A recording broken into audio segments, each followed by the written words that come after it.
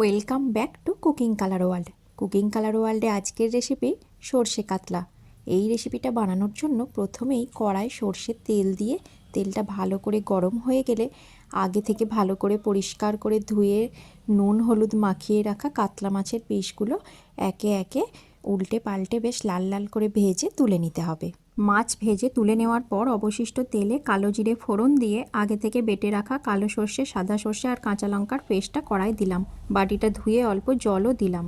এরপর রোজকার মশলা যেমন পরিমাণ মতো হলুদ গুঁড়ো, কাশ্মীরি লঙ্কার গুঁড়ো, লবণ আর চিনি দিয়ে সব কিছু ভালো করে মিশিয়ে নিয়ে আগে থেকে ভেজে রাখা মাছের পিস, টমেটো কুচি আর চেরা কাঁচা লঙ্কা দিয়ে কড়াই ঢাকনা চাপা দিয়ে 2 মিনিট রান্না করব। 2 মিনিট পর কড়ার ঢাকনা খুলে 1 চামচ সর্ষের তেল দিয়ে গ্যাসের ফ্লেম অফ করে ঢাকনা চাপা দিয়ে রেখে দিতে হবে। গরম গরম ভাতের সাথে এইভাবে একবার সর্ষে কাতলা বানিয়ে দেখো, খেতে খুব ভালো লাগে। আজকের রেসিপিটা কেমন লাগলো কমেন্ট করে জানিও।